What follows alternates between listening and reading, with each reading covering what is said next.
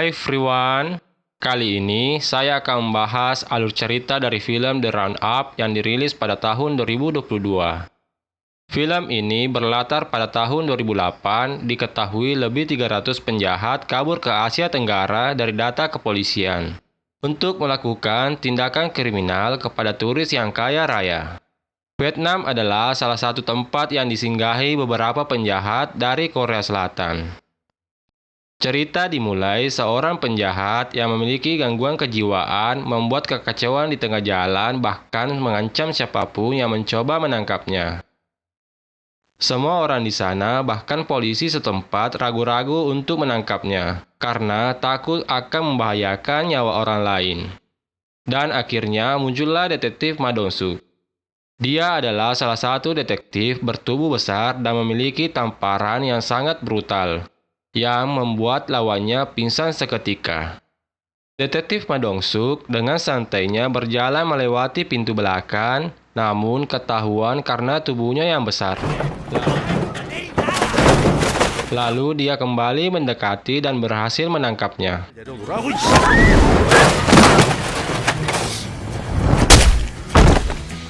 Keesokan harinya, Detektif Ma Dong-suk yang sudah berada di kantor di mana sang kapten bernama Kapten Jung mendapatkan tugas dari kantor pusat. Detektif Ma Dong-suk yang diutus pergi bersama Kapten Jung untuk menjemput penjahat Korea Selatan yang menyerahkan diri di Vietnam. Sesampainya di Vietnam, mereka langsung dijemput oleh petugas konsulat bernama Park. Di kantor konsulat, Detektif Ma Dong-suk dan Kapten Jung langsung dipertemukan dengan pria bernama Jong Hun. Dengan kasus penyerahan diri seperti ini yang sangat jarang terjadi, Detektif Ma Dong-suk pun merasa curiga dengan motif pelaku Jong Hun. Detektif Ma Dong-suk dan Kapten Jung menginterogasi Jong Hun untuk mendapatkan informasi sebenarnya mengapa dia menyerahkan diri dan ingin dideportasi ke Korea Selatan. Setelah dipaksa dengan kekerasan, Jong Hun akhirnya mengaku karena temannya yang bernama Jondu.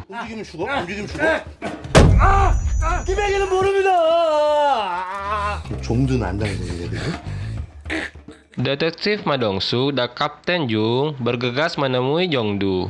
Mereka pun terkejut melihat Jongdu yang sudah tewas dalam keadaan terluka di sekujur tubuhnya.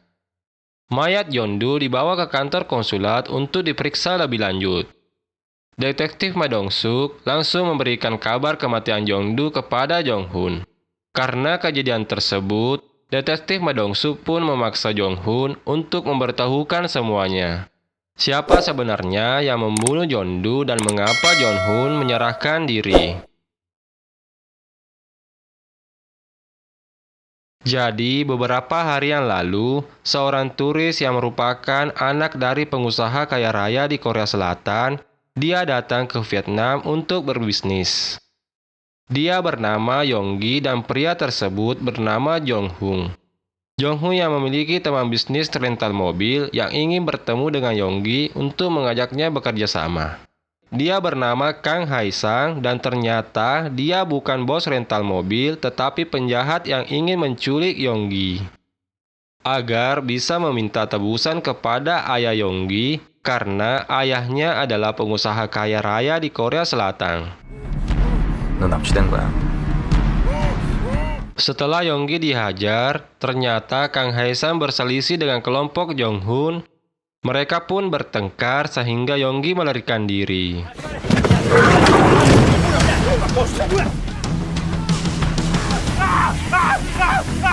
Jong Hun dan mereka berdua mengejar Yonggi dan berhasil menangkapnya. Saat itu, Yonggi sempat memohon untuk dilepaskan dan berjanji akan memberikan uang yang sangat banyak untuk mereka. Namun, Kang Hae-sang tiba-tiba membunuh Yonggi dengan pisau. Gi-baek, salah satu rekan Jong Hun, memprotes ke Kang Hae-sang karena membunuh Yonggi tanpa persetujuan kelompok Jong Hun. Dan dia pun tiba-tiba dibunuh oleh anak buah Kang Hae-sang dengan pisau dari belakang. Mayat Yonggi dan Gi-baek dibungkus dengan plastik lalu dikubur di halaman markas Kang Hae-sang. Untuk mendapatkan uang tambahan, Kang Hae-san meminta uang tebusan kepada ayah Yonggi jika dia ingin anaknya tetap selamat. Disinilah terungkap profesi Kang Hae-san selama ini. Dia adalah penjahat berdarah dingin yang membuat korbannya mati mengenaskan. Serta dia juga pelaku kejahatan di mana dia menculik para turis kaya dan meminta tebusan kepada keluarga korban. Saat mendapatkan uang tebusan, Kang Hae-san tiba-tiba menghilang dengan temannya, bahkan tanpa mengembalikan korban yang sudah dibunuh. Menyadari Kang Hae-san adalah penjahat berdarah dingin, disinilah Jong-hun dan Jeon-do memutuskan untuk melarikan diri. Kini, Jong-hun mengetahui bahwa Jeon-do sudah tewas akibat Kang Hae-san. Sekarang, Jong-hun menjadi target berikutnya dan itulah alasan Jong-hun menyerahkan diri agar dideportasi ke Korea Selatan. 제발 한국으로 보내주세요. Kemudian, detektif Ma Dong-suk meminta rekannya di Korea Selatan untuk menyelidiki Kang Hae-san dan Yonggi. Lalu, detektif Ma Dong-suk bergegas ke lokasi yang sudah diberikan oleh Jong-hun. Setelah selesai menggali, detektif Ma Dong-suk dan lainnya berhasil menemukan mayat Yonggi, Gi-baek, dan beberapa mayat lainnya. Melihat korban Kang Hae-san yang sudah banyak, detektif Ma Dong-suk pun tidak tinggal diam dan mencoba mencari informasi kepada teman lamanya di Vietnam.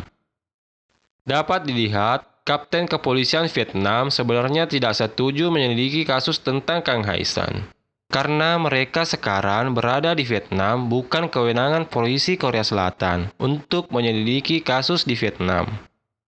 Petugas konsulat menyarankan agar kasus tersebut ditangani oleh kepolisian setempat.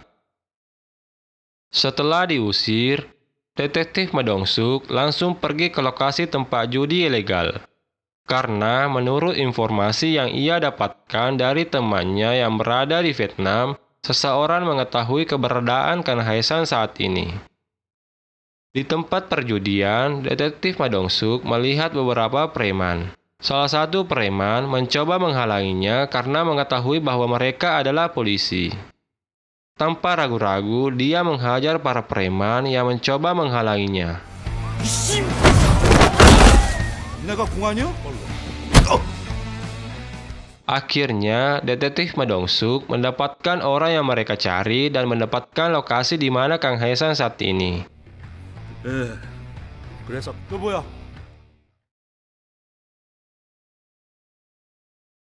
Di tengah perjalanan menuju ke lokasi Kang Hae-san, detektif Ma Dong-suk mendapatkan informasi dari rekan kerjanya di Korea Selatan.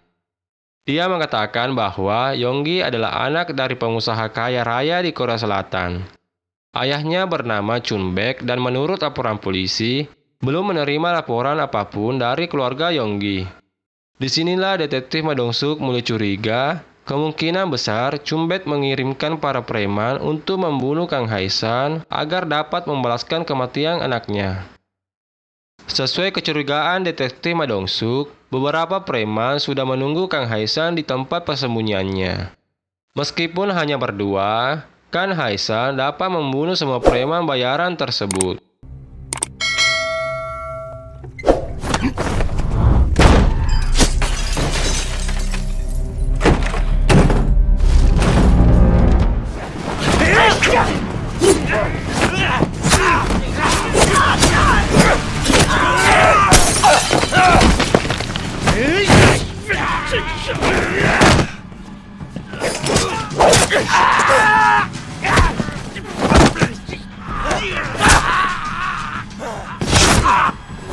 Penyerangan itu pun membuat Kang Hae-san sangat marah. Dia menelepon Chun Baek dan mengancam akan pergi ke Korea Selatan untuk membunuhnya.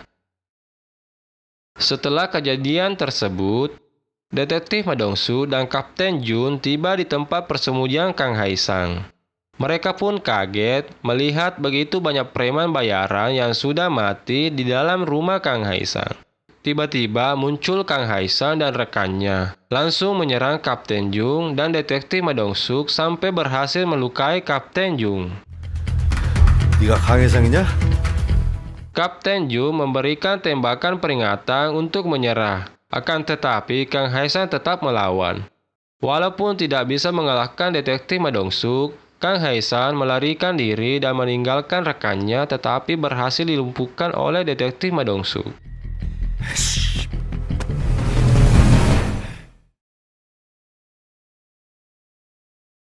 Akibat luka yang diterima, Kapten Jung harus mendapatkan perawatan di rumah sakit Vietnam.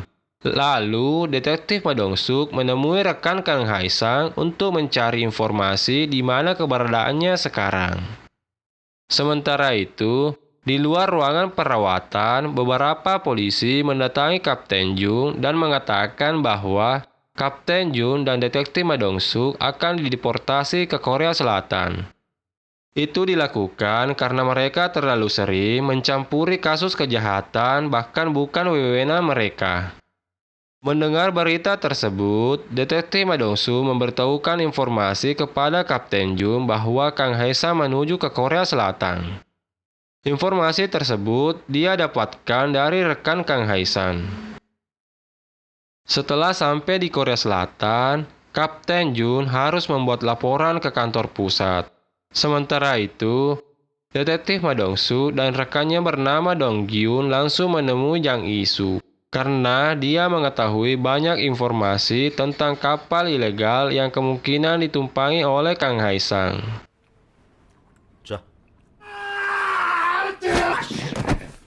Setelah ditelusuri, seorang kapten kapal yang dikenal dengan Mata Satu telah menerima kapal ilegal dari arah Cina. Tanpa membuang-buang waktu, mereka langsung memeriksa semua CCTV di sekitar pelabuhan untuk melihat kedatangan Kang Hae-san. Di salah satu CCTV, detektif Ma Dong-suk bersama rekan kerjanya berhasil menemukan Kang Hae-san. Saat itu, Kang Hae-san sedang mencuri sebuah mobil. Sebelum melakukan pencarian, detektif Ma Dong-suk bersama rekan kerjanya menghadiri pemakaman Yonggi untuk mengatakan belasungkawa kepada ibu Yonggi bernama Nyonya Kim. Lalu, detektif Ma Dong-suk mendapatkan kabar dari Dong Gyun yang mengatakan telah menemukan mobil curian Kang Hae-san. Dengan keberanian dan kekejaman Kang Hae-san, dia mendatangi Chumbek seorang diri yang pada saat itu Chumbek bersama dengan bodyguardnya. Inilah yang terjadi.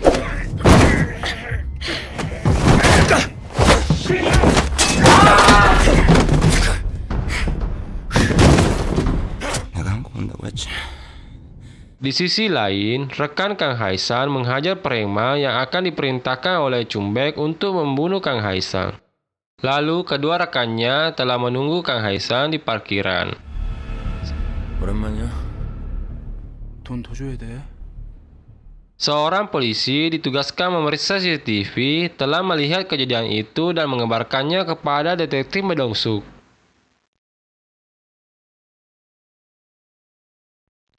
Metode yang sama dilakukan kepada Yonggi. Kang Hae-san menggunakan Chumbek untuk memeras Nyonya Kim. Jika ingin melihat suaminya selamat, maka Nyonya Kim harus membawa uang sebesar 2 miliar won. Operasi penangkapan Kang Hae-san akhirnya tiba. Nyonya Kim mengajak Kang Hae-san untuk bertemu di suatu tempat dan berjanji akan memberikan uang dengan cash setelah melihat suaminya masih hidup. Kemudian, detektif Ma Dong-suk dan para polisi bekerja sama dengan Nyonya Kim demi menangkap Kang Hae-san.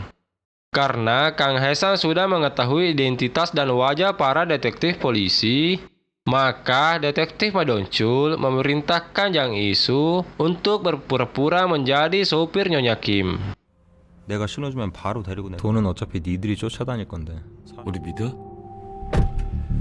아줌마가 운전수 하나 데리고 지금 간다. Setelah Nyonya Kim dan Jang Il-soo berangkat ke tempat Kang Hae-san, rekan Kang Hae-san diperintahkan untuk mengikuti mereka, untuk memastikan Nyonya Kim tidak bekerja sama dengan polisi.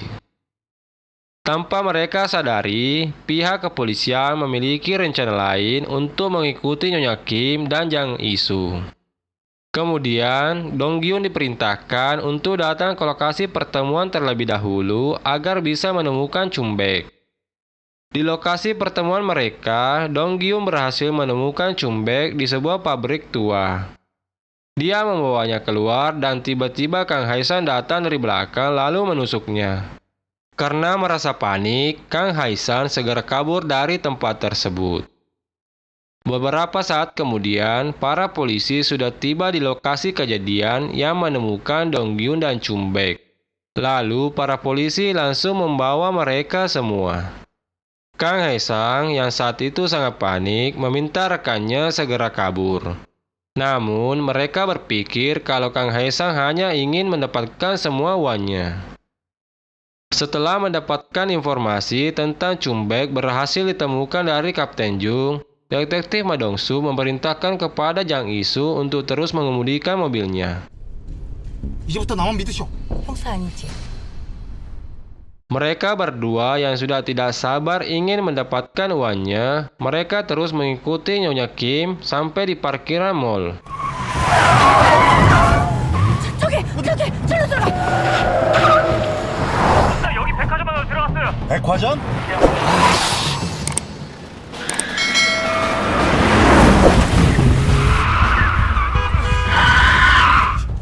Setelah Nyonya Kim kabur memasuki mall, Jang Isu malah kabur membawa uang tersebut. Tak lama kemudian, Detektif Ma Dong-soo dan beberapa rekannya tiba di mall tersebut untuk menyelamatkan Nyonya Kim. 경찰이다. 움직이지 말라고.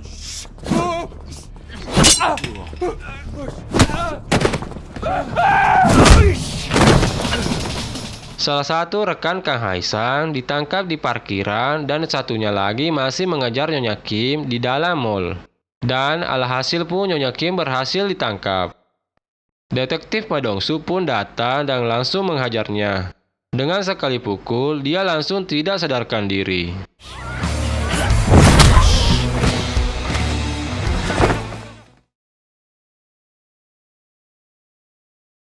Dengan perasaan yang senang telah membawa kabur uang tersebut, Jang Isu tiba-tiba ditabrak oleh mobil Kang Hae-san. Tak ingin menyerah, Jang Isu membawa lari uang tersebut dan kabur menggunakan taksi. Sedangkan para polisi berusaha menangkap Kang Hae-san, namun para polisi tersebut malah ditusuk oleh Kang Hae-san. Malam harinya, Jang Isu yang mencoba kabur membawa uang tersebut, dia menghubungi Mata Satu dan memintanya untuk mengatur keberangkatannya menggunakan kapal ilegal. Kang Hae-san yang sudah menduga hal itu, dia menyusulnya ke pelabuhan. Jang Isu yang melihat Kang Hae-san malah takut dan kabur. 야, 이 씨발 새끼야, 너 들어오라. 씨발 새끼야, 다가오지 말라고, 이 씨발 새끼야. 오지 말라. Setelah itu, Kang Hae-san mencoba kabur menggunakan bis agar bisa menghindari para polisi. Namun, Jang Isu melihat Kang Hae-san kabur dan langsung melaporkannya kepada Detektif Ma Dong-soo. Di mana Detektif Ma Dong-soo menghentikan bis yang digunakan Kang Hae-san. Detektif Ma Dong-soo meminta para penumpang untuk turun demi keselamatan mereka semua. Akhirnya, aksi gila mereka pun terjadi. 그럼 벨 눌러.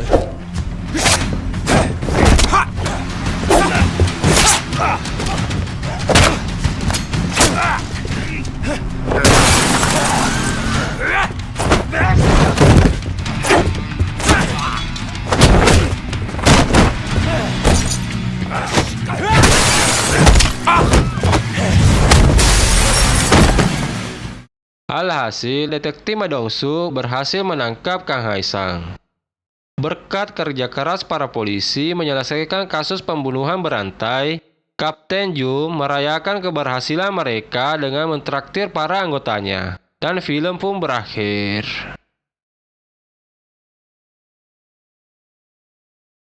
Mungkin itu saja pembahasan alur cerita film kali ini. Mohon maaf jika terdapat kesalahan dalam proses pembuatan alur cerita dan kata kurang berkenan di hati. Terima kasih telah menonton. Assalamualaikum warahmatullahi wabarakatuh.